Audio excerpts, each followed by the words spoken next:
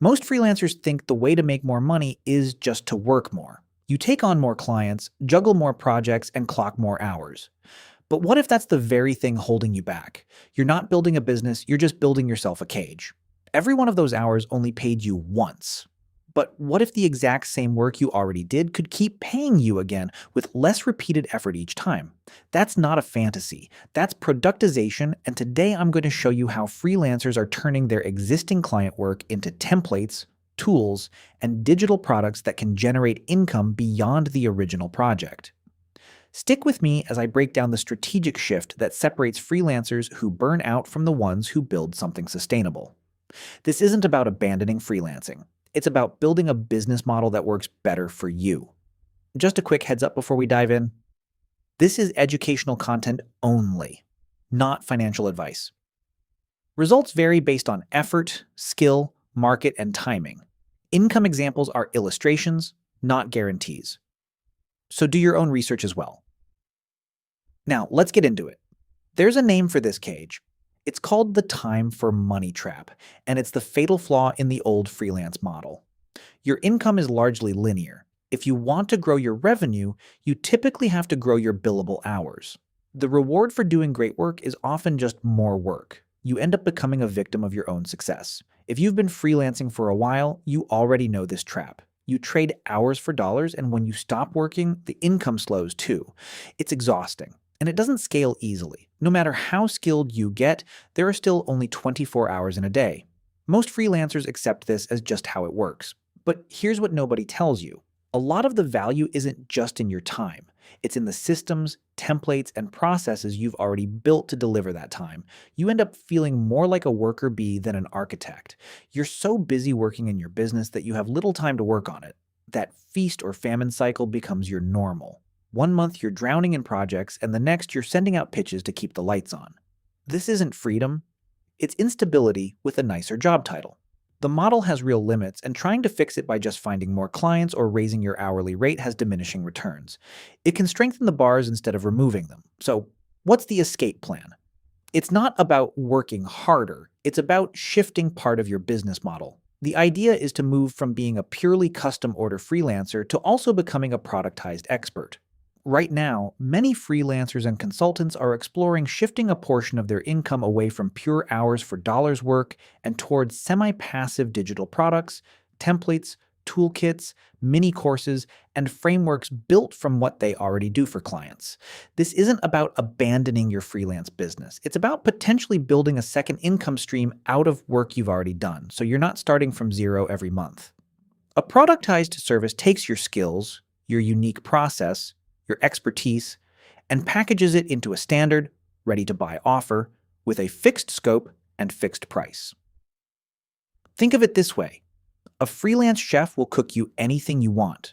A custom consultation, a special grocery trip, a different process every time. A restaurant has a menu. They've refined a set of dishes, systemized how they make them, and can serve many customers with a predictable result. That's the pivot. You move from custom work toward more productized offerings. It's the difference between laying bricks one at a time and designing a repeatable blueprint. The goal isn't necessarily to stop client work, but to reduce reliance on fully custom client work. You start selling a pre-built solution alongside your time. The old model requires constant input and back and forth, and revenue is tied directly to effort. The productized model is semi-passive. It's built on solving predefined problems with pre-built systems, but it still requires setup, testing, and maintenance. Revenue potential can grow with less added effort per sale, since it's not tied one-to-one to your time. The risk profile can be lower because the process is standardized, though results still depend on demand, execution, and market fit. This all sounds good in theory, but how do you actually do it? It comes down to a three-phase framework. Identify, systematize, and validate. Keep in mind, this framework requires real testing and iteration. It's not a set-it-and-forget-it process. Let's start with phase 1, identifying your repeatable core. The first mistake people make is trying to productize something too broad or too unique. Start by looking back at your last 10 or 20 clients. What was the one specific problem you solved for most of them? What deliverable did they ask for repeatedly? What templates or checklists did you find yourself remaking? Where those answers overlap, that's your opportunity. Maybe it's not web design, but a 5-page starter website for service businesses. Maybe it's not just copywriting, but a monthly SEO blog post package. Here's a useful filter. Which service feels the most manageable to imagine doing 10 times in a row? Productizing works best with repeatable work. If a service feels chaotic, you're more likely to burn out before your new system gets traction. Pick the service that feels predictable and repeatable. That's your core. Now on to phase 2, systematizing and packaging your expertise. A product is really a system. Before you can sell a standardized service, map out your process. A common mistake is rushing to build a fancy website or buy software before writing down the actual workflow. Start by documenting every step from the moment a client says yes to final delivery. Create your email templates, intake forms, and project checklists. Aim for a process clear enough that someone else could execute most of it with guidance. If you can't write a step down, it's hard to productize it. That's a good gold standard to aim for. Once you have your system, package it around 3 pillars.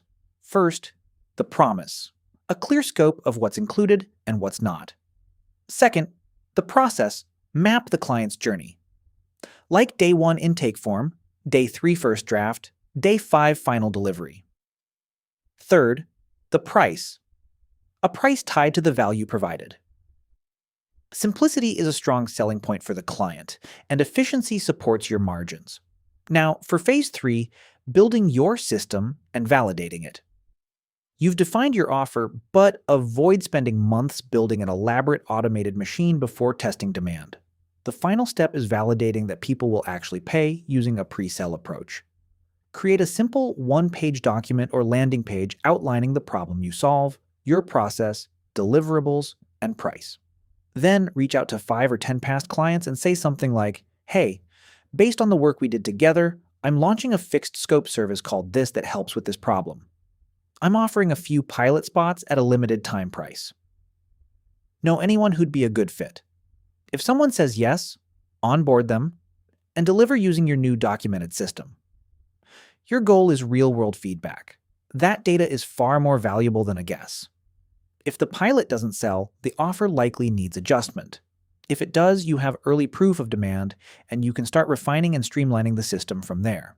If you're finding this useful, consider subscribing. We break down practical income stack systems like this regularly. And this next section gets more tactical, because I'll walk through a simple starting framework for approaching productization without it eating months of your time. Here's a 5-part approach you can start applying. Step 1, find the pattern in your client work. Look back at your last 10 to 20 projects. What do you keep doing repeatedly? Onboarding documents, content calendars, pricing sheets, standard operating procedures, contract templates, spreadsheet models. If you've built something more than twice for different clients, that's a signal it may be productizable. Step 2, strip out the client-specific details. Take that recurring deliverable and remove anything tied to one specific client, names, brand colors, custom data. What's left is your reusable core framework. Step 3, choose the right format. Not every process becomes a course. Some become a Notion template, others a Canva template pack, a spreadsheet tool, a swipe file, or a short workshop. Match the format to how quickly someone could get value from it. Step 4, package and price it thoughtfully. Freelancers often underprice their own knowledge out of habit from charging for time. A well-packaged template solving a real, recurring problem can potentially sell at a lower individual price point while reaching more buyers over time, though results vary by niche and audience. Step 5, sell it alongside your services, not instead of them. You're not quitting client work. You're layering a new income stream on top of it, so projects you take on can also feed your product pipeline over time. The real shift here isn't learning some brand new skill. It's recognizing that your client work may already contain the seeds of a product, you just haven't packaged it yet. Freelancers who make this leap successfully usually aren't the most talented ones. They're the ones who stop reinventing the wheel every project and start systematizing what already works, through consistent testing and refinement. This isn't purely theoretical. Some freelancers have taken things like configuration scripts and templates and turned them into supplemental income on platforms like Gumroad. Results vary widely, and outcomes depend on niche, execution, and marketing. Others have taken something like a Canva template originally designed for one client and adapted it into a product sold repeatedly on Etsy. These are illustrative examples, not typical or guaranteed results, but the common thread is that none of these started from scratch. They started from work that already existed. If this is starting to click for you, stick around, because the mistakes section coming up covers where most people accidentally undermine their own product before it ever sells. Here's where people often go wrong. First, they try to build the perfect product before validating demand, instead of testing a rough version with existing clients first. Second, they price based on their old hourly rate instead of the value the product delivers over time, potentially leaving money on the table. Third, they treat the product launch as separate from their freelance brand, when existing clients and audience are often the first, warmest potential buyers. If you're thinking, this makes sense, but where do I start? Check out the 5-day challenge. It walks through building a sellable digital product step by step over 5 days. It's free and designed for taking what you already know and exploring how to package it. Results depend on your effort and follow through. The link is in the description if you want to check it out. This shift takes a mindset change. Instead of seeing every project as a one-off, start seeing it as a potential input into a repeatable system. You're not just selling your time, you're exploring how to build an asset that can support your business, though it still requires ongoing attention and effort. All links mentioned are in the description below. Some links may be affiliate links, and we may earn a small commission at no extra cost to you. This helps our lab keep running. Now the choice is yours. Stay on the hamster wheel, trading your life away hour by hour, or get off and start building the machine. This is more than a strategy to earn more money. It's a path to get back your time, your creativity, and your freedom. The end of traditional freelancing is the beginning of your real business. Start building it today. Thanks for watching.